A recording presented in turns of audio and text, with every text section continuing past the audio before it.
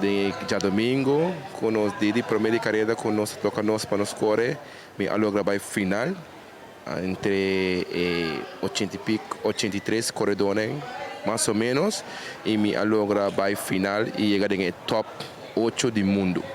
Com o resultado, começar a 7 do mundo e agora tem a categoria de 45 e 49 Cruiser Class. Mirando vários anos de experiência, eu tenho experiência, mais que 30 anos de experiência.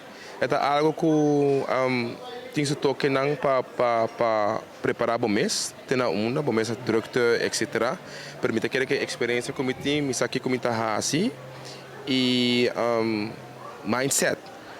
Mais forte que o porta forte, verá na final porta botar full clape, para na final maneira final botar para como não tem nenhum gasolina mais.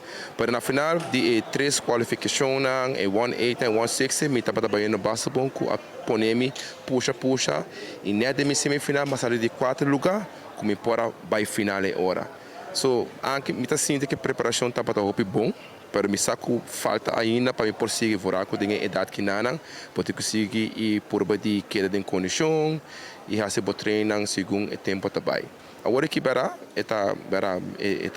tu indo porta waca de maneira, é uma idade 45, é bem ainda, para a meta have fun com ele. Seguro tem a parte de 45, 49, como está novo tem classe agora aqui. So, me está seguir correr e praticar deporte, caminha também me time hammer também com vai comer que coisa. Anto para 2 bela parcela mundial do que a outra chiquita lá vai, anto la bola vai que nada, pero na final de sua carreira não e nota tem bom dia, dor que tem jubila mais forte mas também que também faz impacto de budget que a pôr frizz na momento que tem que vai em sua carreira.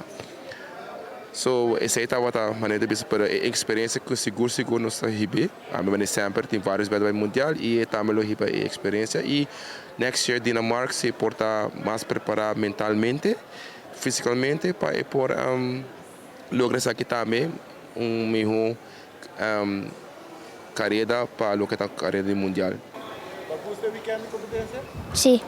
Vamos começar de 5 do mundo. Qual é a bota fim? Bom. Bom? Você quer bisa mencionar que o abo? Sige tring. Sige trem? Quer bisa por exemplo dando que ajudava para bike competência? Sim. Coach Pedro.